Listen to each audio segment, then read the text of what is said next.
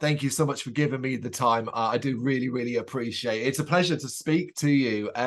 Overall, considering the week that it is, the important week that it is, how are you feeling at the moment? Oof, I'm excited. I'm a little overworked, but the good thing is I'm starting my holidays as of now. And I'm really looking forward to releasing this, finally releasing this beast of an album in its entirety. Mm. That's it. That's it. And I hope I don't fall into a hole after it's out. Do you feel like once you've got past Friday, once we've got to that date and it's out and it's fresh and it's in the world and there's nothing else you can do, it's walking its own 2 feet, do you feel like there'll almost be a sense of loss that you've been had this focus for such a long time, it will no longer be there? I'm assuming that normally I would have that, especially as we have been releasing this album not in a like classic kind of way, but we've been releasing songs for a year now. But for myself, at least, good thing is that I am going on vacation tomorrow and I'm gonna sit on a beautiful island in the Maldives. I probably will not be sitting at a computer reading comments and reviews. I'll just chill out on the beach and enjoy life. Will you not even be slightly tempted to check? I will be tempted, but I will try with all my might to not do it and delay this until I come back. It's gonna be hard though. I think is the best thing. It feels like you deserved it as well because it's been an incredible year for Oceans. On top of what has, let's be honest, been an incredible few years for you overall. Has what you've achieved this year and of the last few years, has that kind of sunk in yet for you? Yeah, I would say. I mean, it's always nice to hear it in this, like let's say, like you put it in this overly positive manner. That's very good to hear, because, I mean, obviously, like everyone else in the industry, we've been struggling a lot with the pandemic, and it's from our perspective, trying always like thinking ahead and what's the next step and everything. It's a little frustrating because we think, oh my, where could we be now if it wouldn't be for 2 years of like pausing? Especially like, I mean, we've put all we had on the digital like efforts now, but we see this has some limits, and to really put it on the next level now, we just need a tour. And this is simply incredibly hard now. I mean, you see it everywhere, like tours getting canceled still or reduced because of costs and complicated logistics and stuff like that. So, yeah, but I mean, yeah, that's a bummer on the one hand, but on the other hand, of course, I'm really happy about what we have achieved so far in such little time. I mean, yeah, we seem to be a how do you call it? A critics pleaser. We always get very nice reviews, so actually I'm looking forward to read all of them when I come back from from my vacation. It'll be good as well because then the dust will have started to kind of settle, so there will be a wide array of impressions and thoughts coming from a wider spectrum, I'd imagine. True that, yeah. Well, no, but I would say it's sunk in. Yeah, it's just we're just trying always to be ahead of ourselves, trying to think about the next steps. So in my head, I'm already at album number 3. Yeah, you know, I'm not surprised, particularly as you said, after kind of being stuck in one place for such a long period of time. Yeah. The entire world was. At any level of forward thinking is super important. But overall, do you feel, considering the impact that period, the last few years have had, do you feel that Oceans got through it and are stronger for it? Yeah, I would totally say that we got through it. It's just like I was trying to say, it's just reaching its limits now, because now we cannot stay with the like only being present in a digital way. We need to get out on the street, and it is hard now because everyone does, and all the festivals and tours, they can pretty much choose from whatever pool of awesome bands they want, because they all need a tour. And this is quite complicated for us now, because I mean, even though that we had let's say a very fast rise, we're still kind of a newcomer band, and as a newcomer band in the live sector, you always have it hard, but we're trying our best. Well, that's all you could do. And the joy is that as we enter 2023, that things, for example, as you said, the festival circuit is getting a reset. We no longer have the hangover lineups from the pandemic period, and it feels fresh. So well, they do actually. A lot of them do. Still for next year, there's still like bookings from 2020, 2021 that then couldn't make it due to whatever reason to 2022, and now they are in 2023, and like most of the festivals are full already with bands from 3 years ago. So it's crazy. It's a crazy situation. It is. It doesn't get any easier. But ultimately, right now, and the focus is on what's happening for you this very week. Of course, the third part of the series, Hell is Where the Heart Is, called, this one's called Clarity, and of course the full album release. So going back to the very start, the early vision that you may have had for the album, did you have a clear idea of what you wanted to do? No. No, we I think it's very funny. We had no intentions of making a concept album. We had no intentions of splitting it up into 3 parts and EPs. We just wanted to make a new album. And what we normally do is we constantly write music.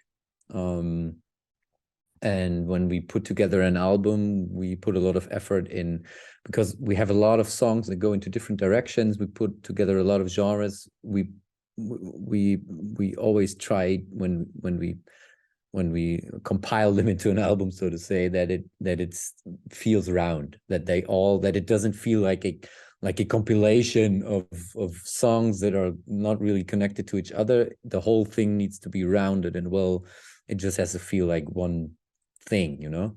So we write a lot of songs. I think we had 20 plus songs to choose from. We always try to have double songs than we need to make an album. So we had that. Then we started working on lyrics, putting the lyrics on the songs, and doing this and that. And during this process, we kind of realized, oh, it has some kind of theme. It was still loosely around our like normal topics of mental health. We always do that, but it was more in a more personal direction, dealing with the topic of love and every like bad things that are connected with it, like breaking up, losing someone, being alone, solitude, longing, etc., and this whole journey. And then we saw, okay, maybe we can, not even on a musical creative side, but also lyrically, also on the concept side, maybe we can connect it all. And Patrick, our guitarist, he sat down and wrote this little concept story about this little heart that goes through this different stages of love, longing, and clarity. And then it kind of all fell together, and we had this concept idea. We had the 3 parts, bunch of songs, so to speak. Then we said, okay, we can make interludes with the concept story. And then we said, okay, why not release it in 3 parts then, if it's 3 parts?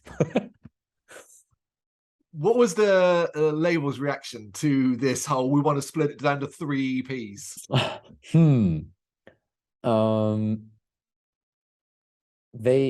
I mean, it's unusual, and we are actually at Nuclear Blast, as I've been told, we are the first band doing something like that. We also were among the first that only started releasing digital singles just because. And I think, I mean, it was not, we didn't have to fight for it or anything. We just, we discussed several options, on how we could release this album in a different manner than the classic way with them, because there's other methods like, I don't know, releasing each single, I don't know, every week or whatever. But yeah, in the end, we just chose this one because it fitted the concept best. And yeah, it was fun. It was a lot of work also.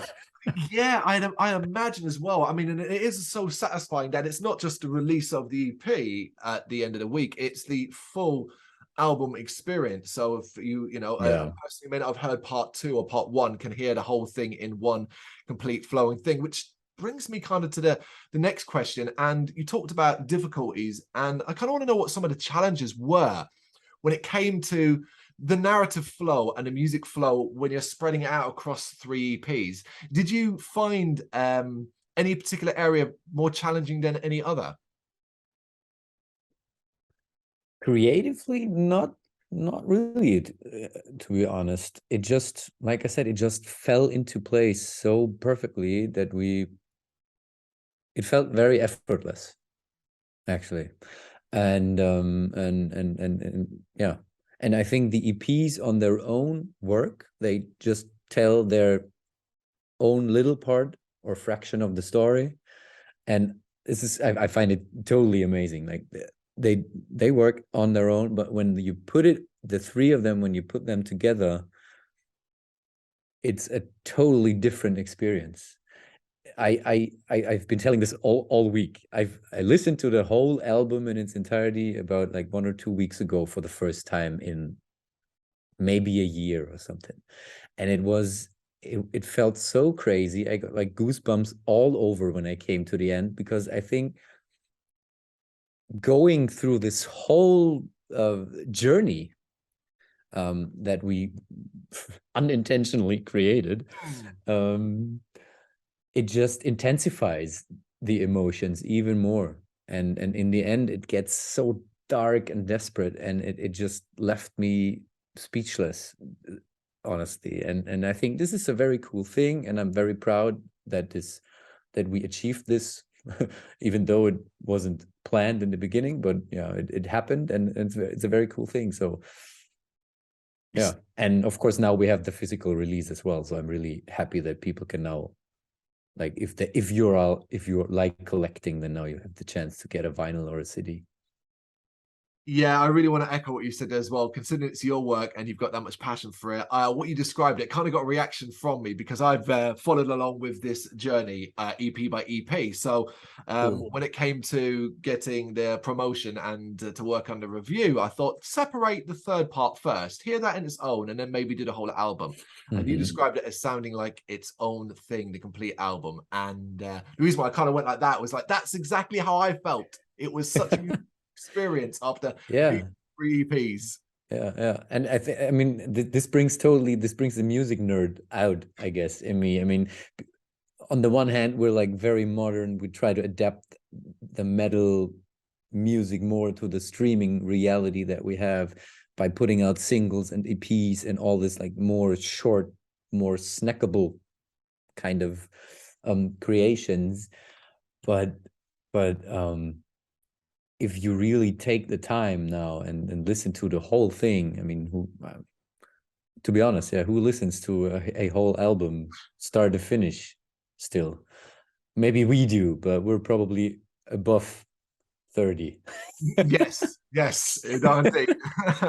So I don't know about the kids nowadays, if they still listen to whole albums. Maybe they do, maybe they don't. It doesn't matter in the end, but it just, to me, it just feels great to have it out there. And what way ever people like to listen to it, I don't mind. I mean, if they listen to our music, that's fine. That's all I want, and they should do it the way they want to.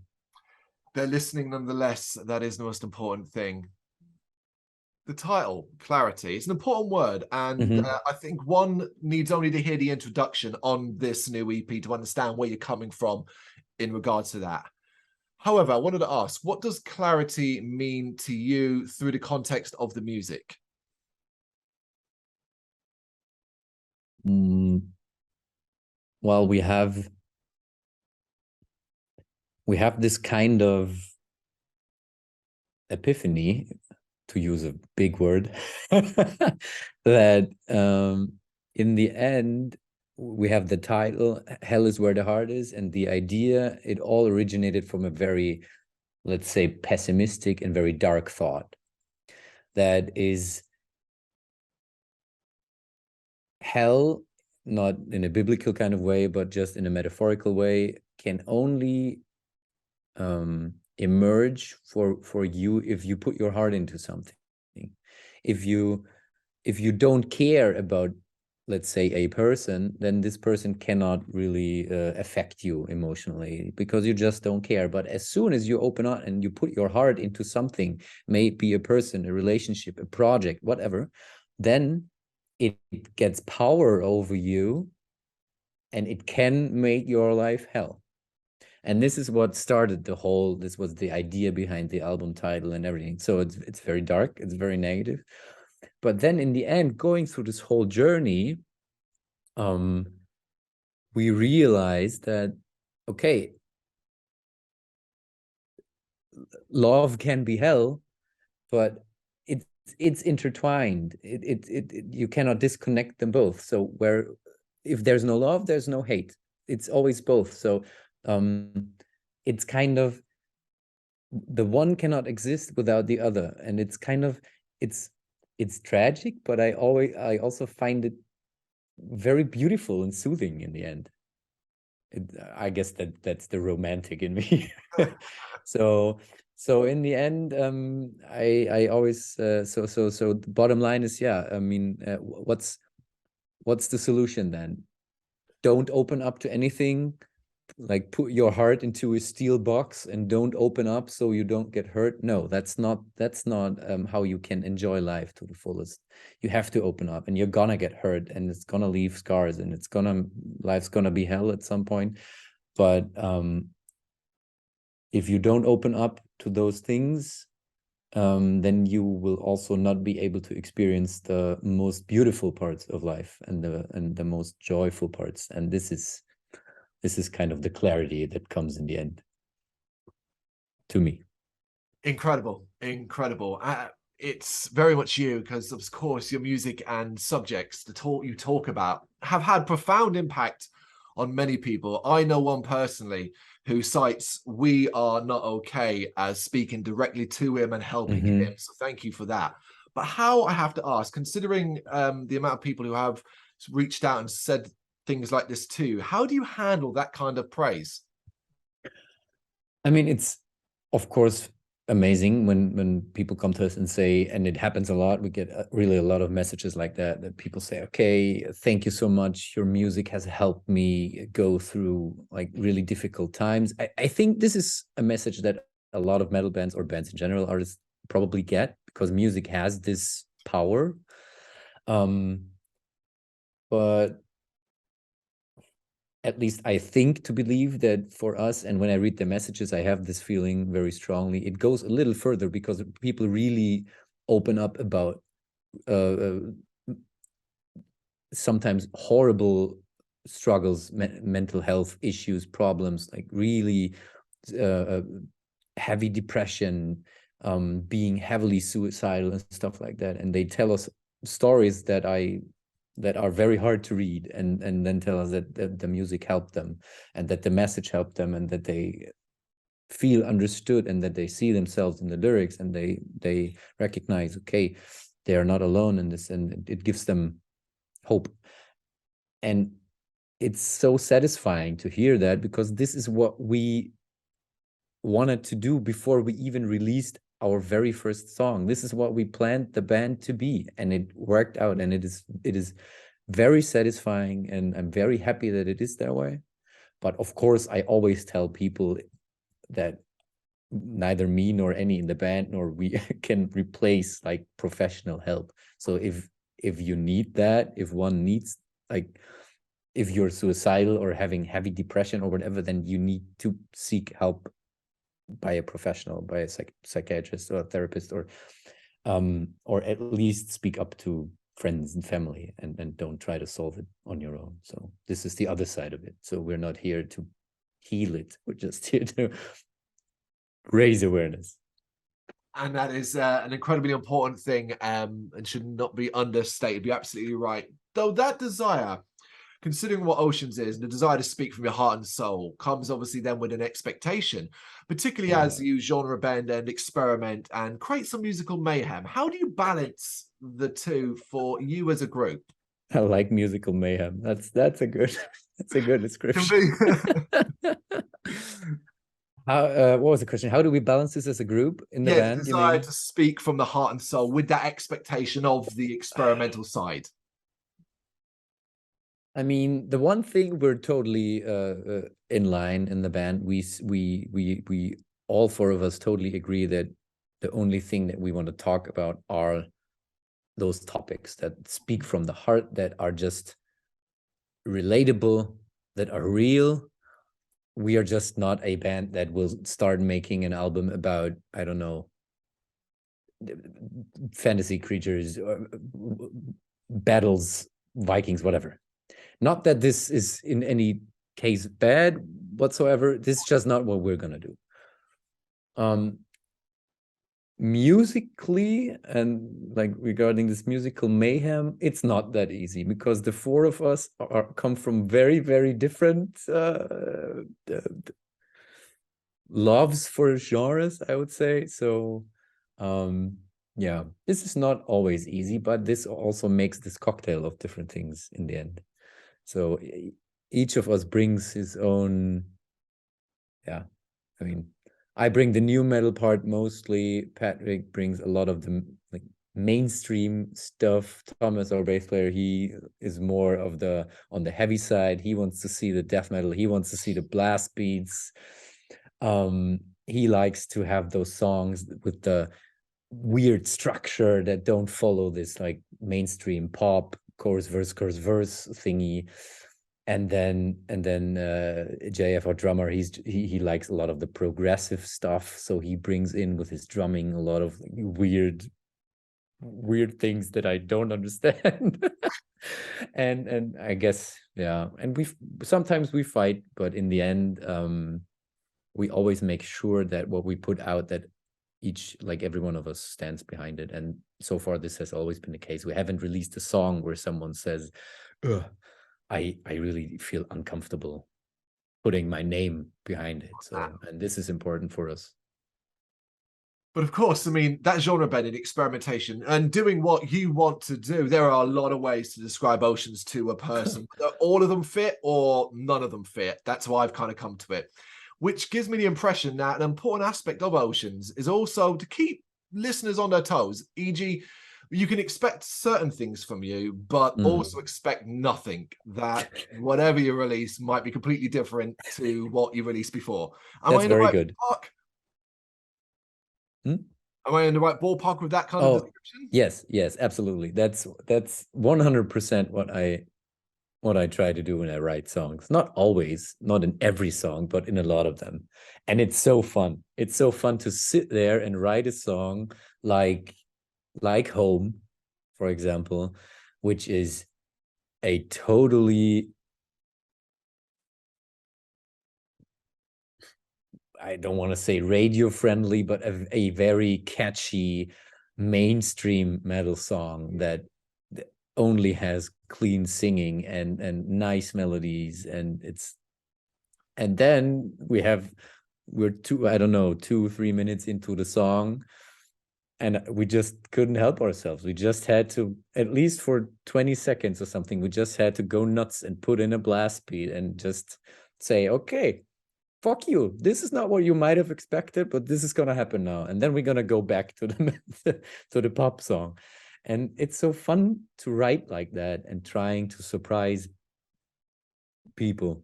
At least that's what I hope we do. But you just said exactly that. So feels like it works. From my perspective, it certainly does. Timo, we're about to run out of time, so I've got one more for you. And really, it's where we're at now. And the series of EPs and, of course, the release of the full album does kind of feel like an encapsulation of everything Oceans is right now. As if for a person coming in and they hear this album, they will understand and get some idea of what Oceans is. Yeah. For you, do you think that the album is a clear statement of just who Oceans is right now for you? Yes, absolutely. Absolutely, 100%. I think that we really tried to find our sound and work out everything, not only sound but also the visuals and themes and everything before we even put out the first album. And I think it worked out well, but the first album, it was not 100% there yet. It was still a little bit in the finding phase, I would say, but I feel 100% that we found what we have been trying to do with this album. I'm 100% happy with it. There's not one song on it that I would want to miss. But this is right now. And ask me again in a year or so, and we might have developed to something else. I cannot say.